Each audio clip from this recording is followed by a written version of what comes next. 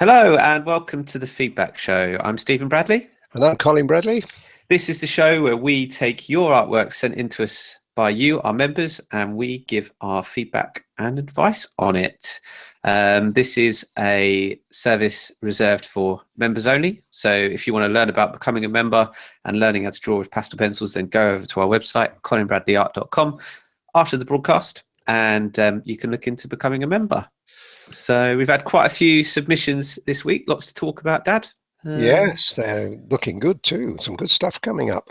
Yeah, this particular show, I feel like we're going to be focusing on animal hair and fur, as well as backgrounds. Yeah, well, two very difficult subjects, and I'm sure everybody will agree. But I think there's always a way, and they've got the will. So my job is to give them the will. It's a common theme. We have spoken before in podcasts about the broadcasts about backgrounds in previous shows, but I feel like a bit like what you said about last week with trees in the podcast. It's a subject that you can't talk enough about, or base colors. You said that about actually, base colors. Very true. And I don't think there is anybody really who can grasp it very quickly. It's something that does need practice, lots and lots of practice at it. And once you understand the key, and the thing is, because backgrounds don't have a form, I've mentioned this before, you've got nothing to get your teeth into. You think, well, and of course the fear comes into it, you know, as we're going to experience with one of the pictures today. You can almost feel the poor person's reluctance to spoil what otherwise is a lovely picture. But there is a way, and my job is really to try to give the confidence to go for it, and not to be too ambitious. That's the thing to start with. Don't think about being too ambitious. Don't think you're going to do what I can do straight away. That build your confidence. Yeah, build it up. So I hope this is going to be a smooth live stream. I've been having trouble with my internet connection, so a bit like what happened in the podcast a few weeks back. Oh, I can go on, Steve. If I lose you, I'll just ramble on. The only thing is you'll lose what's on screen, so you'll be rambling on about whatever you fancy. I'll leave you to so subject to talk about. So all right, let's crack on with our submissions. The first one is actually not feedback, but it was worth mentioning. This was sent in to us by Wendy. This is a lovely pen and ink picture that was sent in.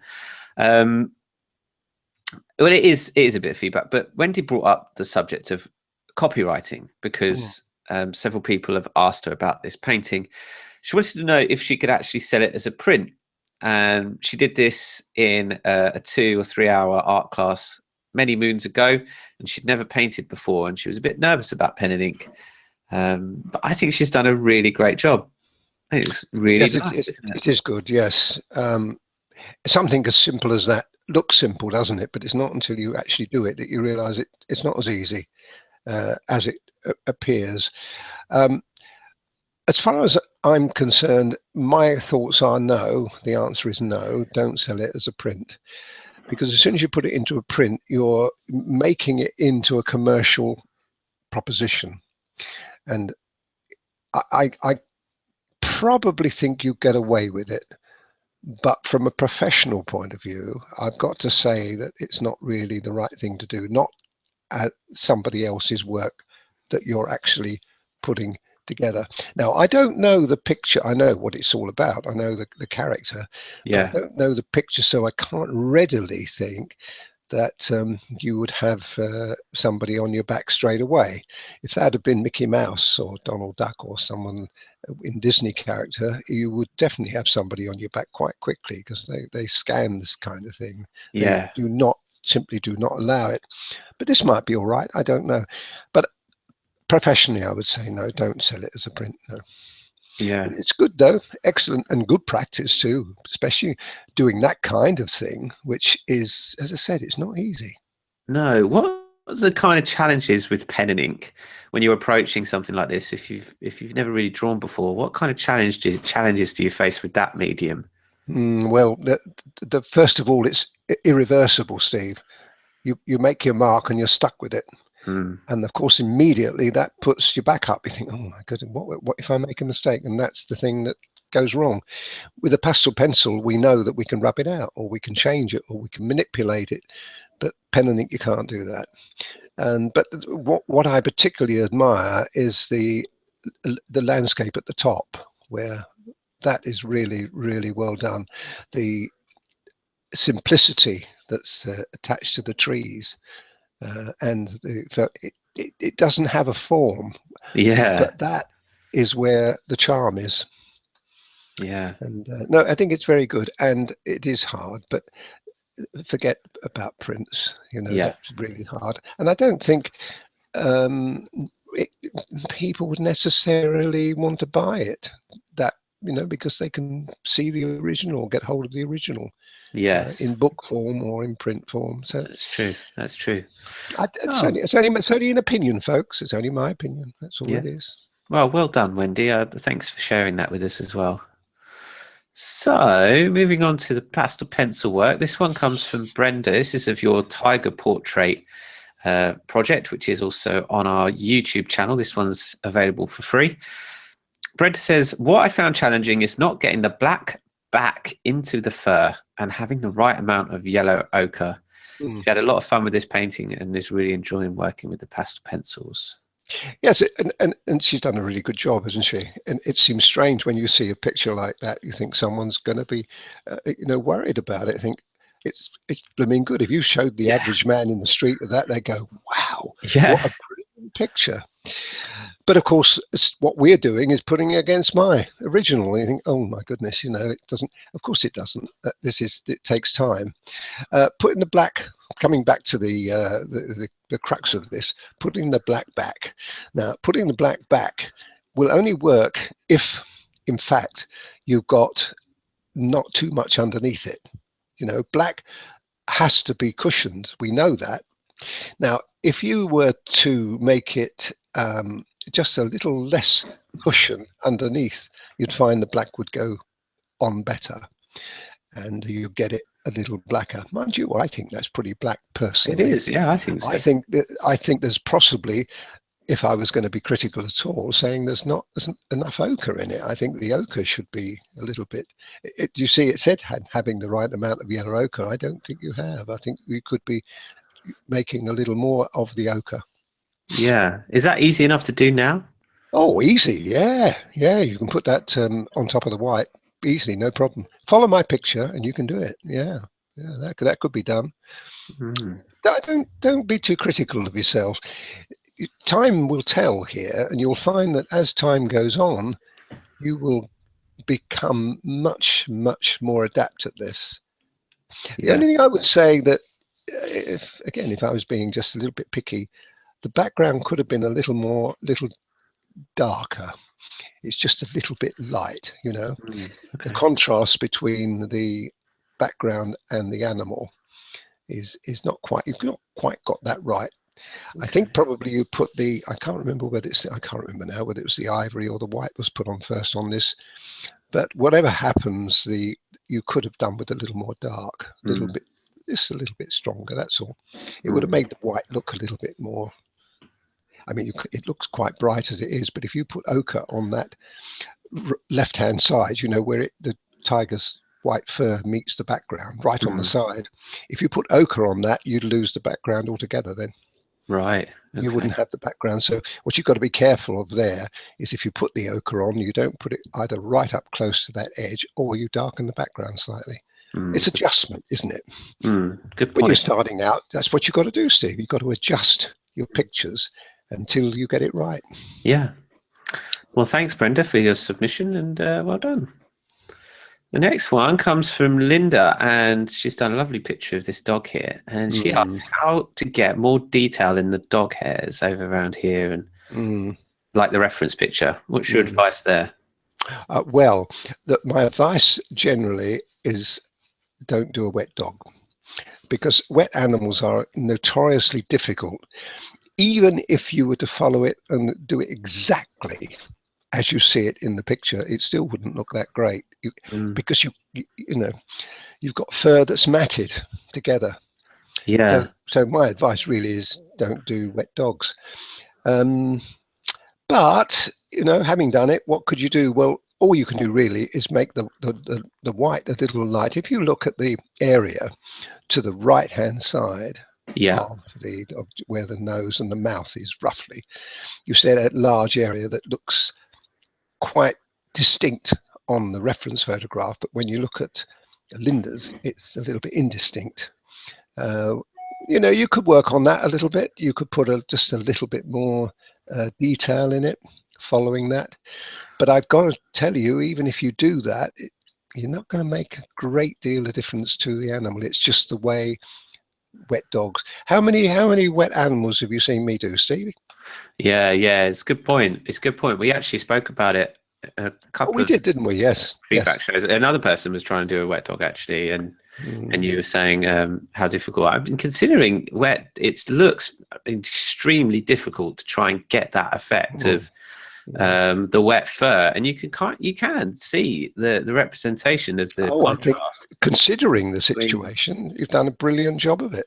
Yeah, I mean, you can get more detail in. You can, and I've told you how to do it. It's just a challenge. It's just it is gonna be a challenge to get there. I would think so. And I would really strongly use this as an experience job, you know, thinking, okay, I won't do it again. Yeah. What about the background on this kind of animal? Would you copy the reference picture there? No, I would. You look at the background at the top. You see that color at the top. Yeah. If you put that color virtually all over, with maybe just a hint of the green in the bottom, just hint it, you get away with it. You've got legs in it, unfortunately. So as soon as you put legs in, you have got a problem because you kind of got to put something there. So once again, if you try to copy that as it was, it would look just awful. Probably, if you were to think about the top color being the color that you see in the photograph, get rid of the grass and bring the grass in more or less level with, let's look at the point I can give you. Look at the left eye, go straight across from the left-hand eye and go right across to the end of the fur, then go up a bit where the ear meets the fur, just about there. If you do a horizontal line, more or less the same line that you see above it where the grass is, and then fuse that with the green underneath it, that would work. In other words, you're going to get rid of all the green on the top, between his ears and on his back, or I say his, it might be a lady dog. Yeah. And then what I would do then is cut the picture off where you see it on the reference picture. In other words, you see you've got two leg stamps there that looks as though he's had it chopped. That's it, Steve. A bit more, actually. I'd take a bit further than that. Yep. Now, you can now put the green in. You see what I mean? That the green would go in there now. Around here it wasn't it? Yeah, maybe just a slightly lower than that, more or less level with the eye there. You could bring, and then you could fade that green into that, the background into that green, and it could work reasonably well. Again, you've just got to play with it, folks. You know, when you do a picture like this, what I certainly would do is I'd finish the back off. You know, that back up there in the top. Yeah, extend that off. It wouldn't be difficult to finish that. Just continue it. Yeah. Because that looks a little, again, looks a little bit scruffy. Yeah. Okay. Well, it's plenty in that picture to offer some advice on. There is another thing you can do, Steve. Do you want to play with this, folks? Why not? Okay. What I would do is go up a little bit more at the bottom, just up a bit until I tell you to stop. Right at the bottom of the picture. Go up a bit, just a bit. What? Crop the picture? Crop it. That's it. A little bit. Yeah. Just a bit more. Yep. That'll do. Okay, now come in on the side, the right hand side. That's it, just a little bit until I said stop. And now you've got to chop the ears off a little bit there, Stevie. Sorry, say that again. No, bring the top of the picture down. Okay. Until I tell you to stop. Right, then can bring it down. It will go. It will. Is it refusing? Oh. Keep going. You've got to take both of them off. Okay, stop. Okay, let that picture now ride. Now that is a good representation. Now you don't have to do very much now. In fact, it makes even the wet part look better. Now, if you were to fill the background in with either the color you've got at the moment, but deepen it slightly, that would work. That's a very nice representation, do you not think? That's interesting how that just changing that composition really changes the picture. I don't know if it just brings the head more in focus or. Absolutely. You've got what, how would I describe that? As you say, it focuses it in. There's a name for this, and I can't think of the name of it at the I don't moment. know, When you take a attention section of a picture rather than use the whole, I'm Yeah. sure those out there in podcast land will be able to tell us Yeah. what that name is. But I think that if you did that, Linda, you could get away with that as it is. Yeah, gosh, that's fascinating. That's really interesting. All right, well, I hope all that's useful to I'm everyone sure out it there. is. I I'm think sure it is. that's been interesting for me. Good. Okay, next one is from Jill, and Jill's done this lovely cat picture. And she This says, is really interesting. Now, let me tell you about this one. The background there, I don't like very much. I love the dark is fine, and the only bit I don't like is that little bit in between. Can you see the top of the ear? That's it there. I don't like that break. I would rather that from that point you're saying now to where the light is. That's it, and just a tiny bit lower than that. But I would grade that off. I wouldn't have it as a line. so you wouldn't make this as No, harsh. it distracts. It distracts from me. It Ah, cuts the head right in the middle there. I know the photograph showing it, folks. If you say, "Well, it just on a photograph," you're an artist. You change things. You don't have to put up with that. okay. So that's what I would. The first thing I would do, and the second thing, which I would leave it exactly as it is. What you've done there is change the rather very harsh, shadowy area into something which I think is right beautiful, quite frankly. And I'd Yeah. leave that as it is. I wouldn't touch that. The only thing I would probably do is, you see the bottom where the shadow is.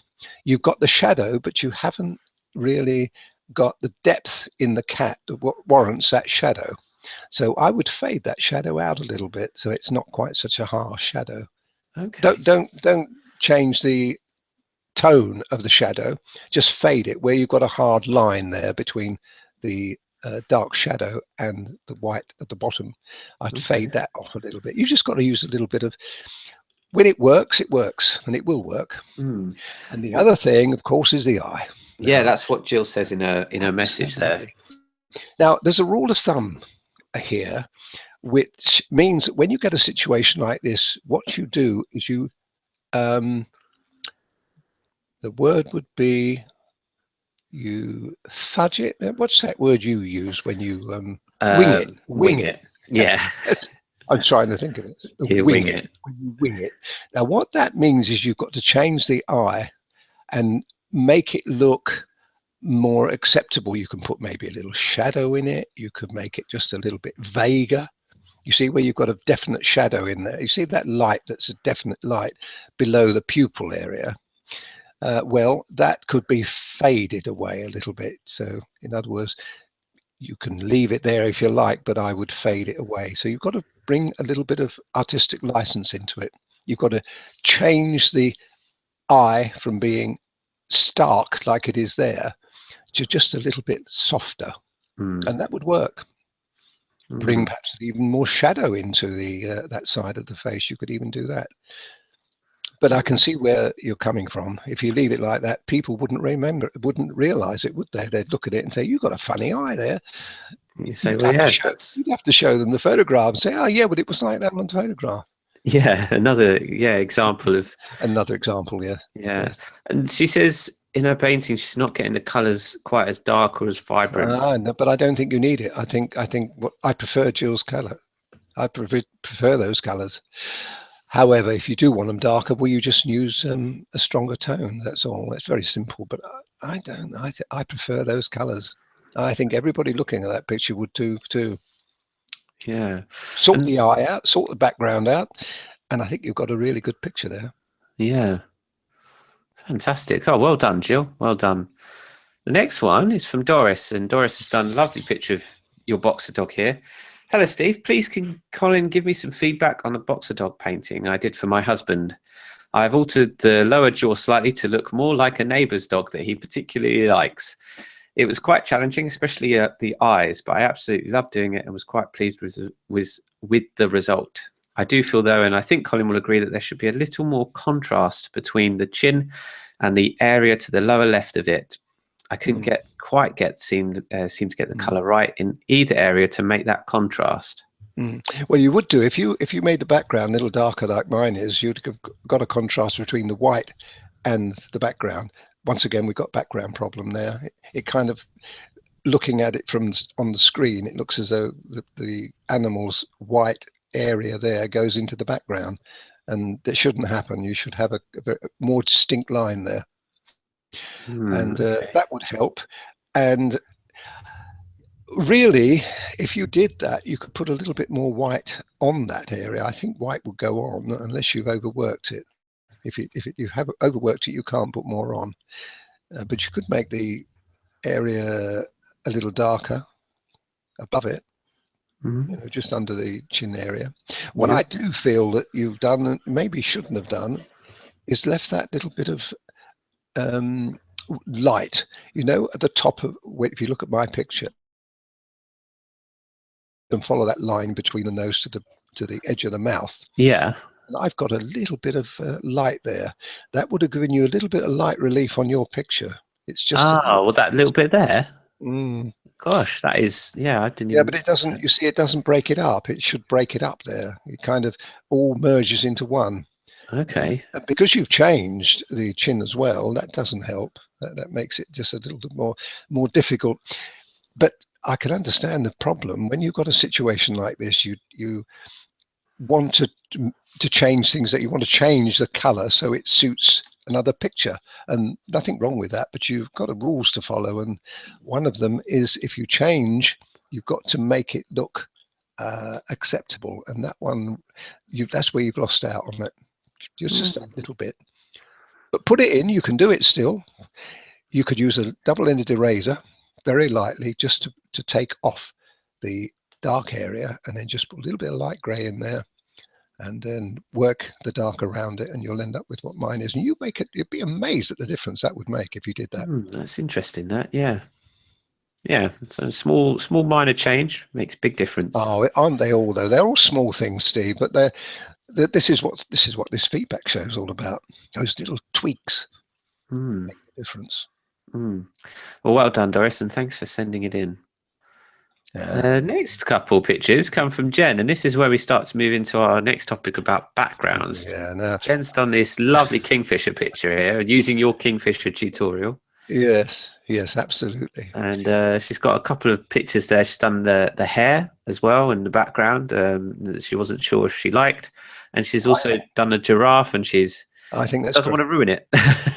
And we're talking about a background for the hair's fine. Leave it like that. I no need to touch that again. Leave it as you've got it.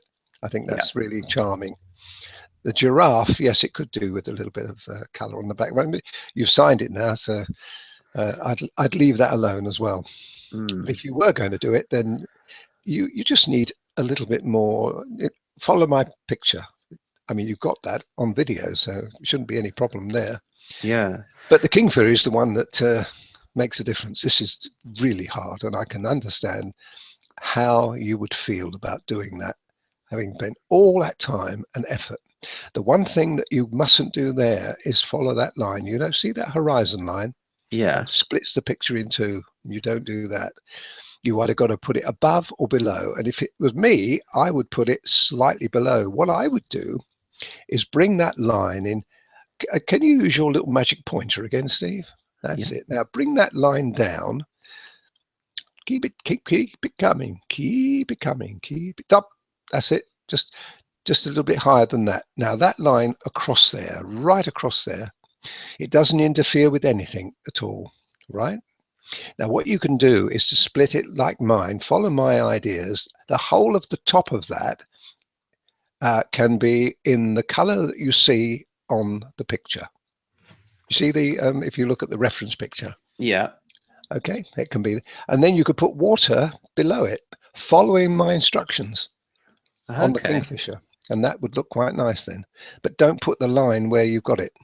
That Okay. splits the horizon line. Right. I see. So putting it Yeah. sort of wait, So wait, wait. I don't, it should, the theory, in theory, it should be two. No, I'd get a bit higher than that. I'd go to, what you've got to do is you've got to bring it down so that sufficient below the branch to make it work. Yeah. Do you see what I mean? And it's got to work. That's it. That you've got it about right there. That's it. Okay. That's really interesting. Well, that's how I would do it. But you've got my reference picture that you're working from, so you shouldn't have a problem with that if you do it either in the colors that I've used, or you can do a plain background, like it's very similar to the background on the picture. You see, if you look at the picture, let me just take one section of that. All right, just one section of it that could be a little problem. You've got a little white, do you see on the left hand bird, you've got the top of the head, okay, and then you've got the white or the light area on the beak at the top as well. That's it, spot on. Now that would have to be taken into account, so you have to make it, whatever you did with the background, if it was in that lighter tone all over, and then you could then work the darker tones in to account for those small areas of depth. I mean, on the left hand side of the bird, you've got quite a dark area, and that shows up that really, really well. I think it's a really lovely example to give. And so that's what now the other thing you could think about is not put a horizon line in at all if you really feel that you don't want to get involved in water, because I think that picture, the photograph, is brilliant, and you could just do it as it is. So forget the horizon line if you want, and just put it in like that. But start off with that light green. Try to establish that light green first. Now, how do you do that? Well, what you do, you use a grey to start with. I would use the cool grey. 230 would be good. Rub that in over the whole of the background, Well, making sure. that's actually what she's done there. She says there she's put a light grey across the whole background. Oh, So sorry, I far, never looked at that. so Oh, far, yeah. great. So Well, she's ahead of you there. oh, she is. Well done. That way. Well, and then you put something like 170. I would put on. I just question that a little bit. I hope that's a strong grey base. It doesn't look very strong to me.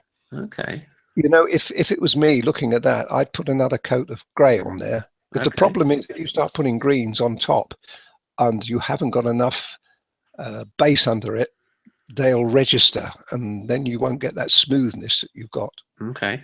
So either put another grey base on it, or if you really are happy, then keep it at that. But what you're trying to achieve is that color, the lightest color that you can see on the Kingfisher's photograph, that light color, and that will go all over. Once you've done that, you can use a couple of colors. 168 can go in, and then 174, say, can go into that, and try to emulate what you see, darkening what you see, but bringing all of those little highlights, that one on the top of the beak, that's got to come out as a really important highlight. That I'd feature that as a really important part, and make sure that you get close. Use your blender, use your ivory color blender if you've got it, to make sure that you rub it in. But if you can use your finger, do so, because it's a best blending tool you've got. Great. Wow, that's what I do. Good advice there, Dad. Thanks. Because the problem you have, you see, when you look at a pitch like this, Steve, and Jen will have gone through agony with it, is if you don't do it, it looks odd. If you do it, you could ruin it. So those are the two choices you've got. And this is why I was saying earlier, when we were talking about backgrounds, how hard it is to have that sort of confidence. But I tell you what, there is a little way out. Can I tell you what I would do?